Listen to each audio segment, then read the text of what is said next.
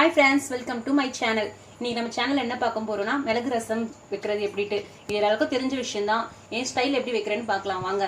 இதுக்கு தேவையான பொருட்கள் என்னென்னா, 1 ஸ்பூன் மிளகு, 2 ஸ்பூன் சீரகம், ஒரு 1/4 ஸ்பூனுக்கும் கம்மியாக வெந்தயம், கொத்தமல்லி தழை, கறிவேப்பிலை, ஒரு நல்ல பழுத்த தக்காளி, 2 துண்டு பச்சை மிளகாய். பச்சை மிளகாய் கொஞ்சம் சேர்க்குறப்போ டேஸ்ட் நல்லாயிருக்கும், ட்ரை பண்ணி பாருங்கள். அப்புறம் ரசத்துக்கு தேவையான புளியை ஒரு நெல்லிக்காய் அளவு, ஒரு சின்ன நெல்லிக்காய் அளவு எடுத்து ஊற வச்சுருக்கேன். இப்போ என்ன பண்ணலாம்னு பார்க்கலாம் வாங்க. தக்காளி, புளி, கொத்தமல்லி எல்லாம் எல்லாத்தையும் சேர்த்து நல்லா கரைச்சி வச்சுருக்கேன். இப்போ நம்ம அரைக்க வேண்டியதை அரைச்சிக்கலாம்.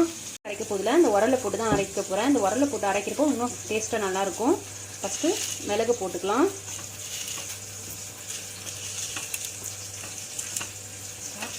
ஆட் பண்ணுறேன். சீரகம், பச்சை மிளகாய், வெந்தயமும் ஆட் பண்ணி இடிச்சிக்கிறேன். பூண்டு, சீரகத்தில் நல்லா அரைச்சிக்கிட்டேன். இது கூட ஒரு 4 பல்லு பூண்டையும் ஆட் பண்ணிக்கலாம். ஆட் பண்ணி இது இதில் ஆட் பண்ணிக்கலாம். ரசத்தில் இதை தண்ணி ஊற்றி கலந்து போகிறாங்களா பாட்டன் பண்ணுங்கம்மா. இந்த உரல்லையே கொஞ்சம் தண்ணி ஊற்றிட்டு ரசத்தில் ஆட் பண்ணிக்கலாம். எல்லாத்தையும் சேர்த்து நல்லா கரைச்சிக்கலாம். கரைச்சிட்டு தாளித்து ரசத்தை ஊற்றிக்க வேண்டாம். கொஞ்சமாக எண்ணெய் ஆட் பண்ணிக்கிறேன். ஓகேங்களா? எண்ணெய் காஞ்சிடும். ஒரு 2 காஞ்சி மிளகாய் கிள்ளி போட்டுட்டு கடுகு ஒரு 1/2 ஸ்பூன்,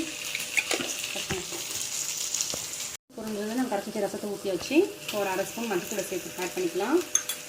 எல்லாத்தையும் ஆட் பண்ணி வச்சு ரசம் ரொம்ப கொதிக்கக்கூடாது. லைட்டாக நுர வந்துன்னா பெருங்காயத்தூள் போட்டு கொத்தமல்லி போட்டு ஆஃப் பண்ணிடலாம். ரசம் லைட்டாக கொதிக்க ஆரம்பிச்சிச்சு. இப்போ நம்ம ஸ்டவ் ஆஃப் பண்ணிவிட்டு கொத்தமல்லி தழையும் பெருங்காயமும் ஆட் பண்ணிவிட்டு